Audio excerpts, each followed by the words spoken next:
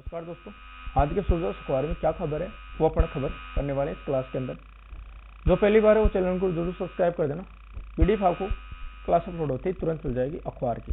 करें शुरुआत कम ही समय के अंदर करने वाले। थोड़ा जूम कर दूं जिससे आपको दिख भी जाए। तो देखना क्या खबर है। मुख्यमंत्री श्री भजनलाल शर्मा ने युवाओं और खेल क्षेत्र के प्रतिनिधियों से बजट पूर्व चर्चा की। युवाओं को हर क्षेत्र में आगे बढ़ाने के लिए राज्य सरकार मंच उपलब्ध करवाएगी। हाँ जी, लेकिन इसमें भी अपन खास खबर देखें। क्या खबर है, थोड़ा मैं जूम कर दूं जिससे आपको दिख जाए। तो देखना सब, प्रधानमंत्री खेल परिदृश्य में अभूतपूर्व बदलाव लाए। प्रधानमंत्री नरेंद्र मोदी के नेतृत्व में देश के खेल परिदृश्य में अभूतपूर्व बदलाव आया है। खेलो इंडिया और फिट इंडिया जैसे मूवमेंट से देश में खेल संस्कृति को बढ़ावा मिला है। भारतीय ओलंपिक संघ ने 2036 के ओलंपिक खेलों की मेजबानी के लिए इंटरनेशनल ओलंपिक कमेटी को लेटर ऑफ इंटेंट भी भेजा है। हाँ जी, यानी 2036 के अंदर ओलंपिक होने वाले हैं अपने भारत के अंदर। हाँ जी, कौन से इंटरनेशनल ओलंपिक। भारत के खिलाड़ी अब विश्व भर में अपनी प्रतिभा का लोहा मनवा रहे हैं। हाँ जी, साथ ही क्या बोला है, राज्य के खिलाड़ी दुनिया में बना रहे हैं पहचान। मुख्यमंत्री ने कहा है कि हमारे युवा खिलाड़ी दुनिया में अपनी पहचान बना रहे हैं।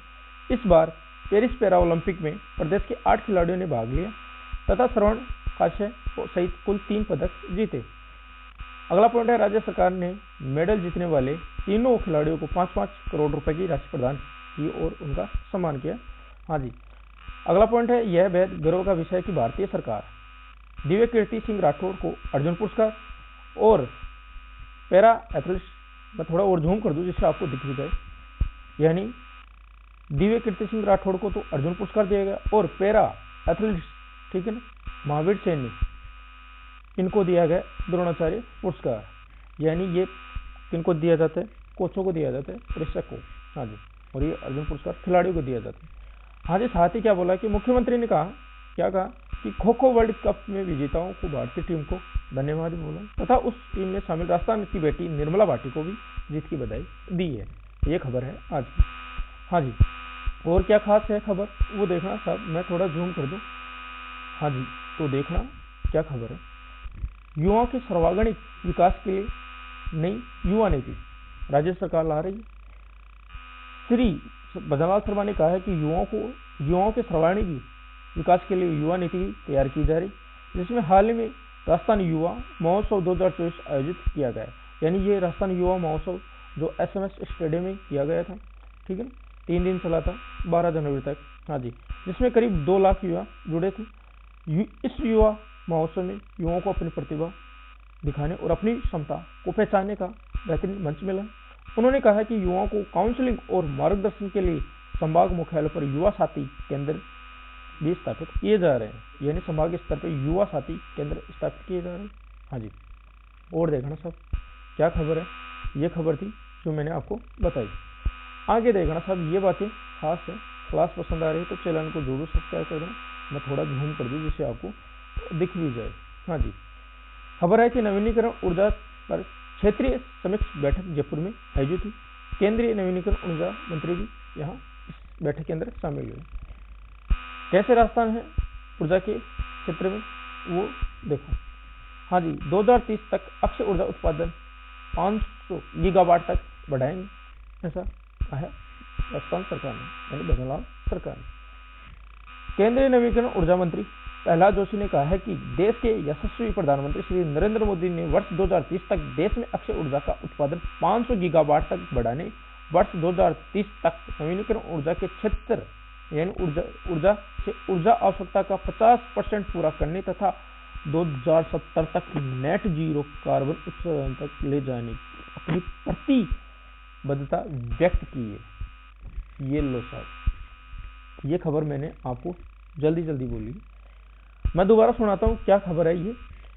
यानी केंद्रीय नवीनीकरण ऊर्जा मंत्री प्रहलाद जोशी ने कहा है कि देश के यशस्वी प्रधानमंत्री नरेंद्र मोदी 2030 तक अक्षय ऊर्जा का उत्पादन 500 गीगावाट तक बढ़ाएंगे और 2030 तक नवीनीकरण ऊर्जा से ऊर्जा आवश्यकता 50% पूरा करेंगे, ठीक है ना। वर्ष 2070 तक देश को नेट जीरो कार्बन उत्सर्जन करने का लक्ष्य रखा है। ये 3 लक्ष्य हैं जिनको आपको याद रखना है। हाँ जी, बातें थी वो मैंने आपको बता दी।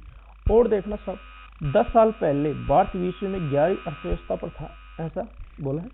सबसे तेज गति से प्रगति करते हुए देश आज पांच सबसे बड़ी अर्थव्यवस्था में शामिल हो चुका है और तीसरी सबसे बड़ी अर्थव्यवस्था बनने की ओर अग्रसर है, यानी तीसरी अर्थव्यवस्था बनने की कोशिश की जा रही है। ठीक है, हाँ जी, ये बातें थी जो मैंने आपको बताई। आगे देखना साहब, क्या खास है क्या खास नहीं है।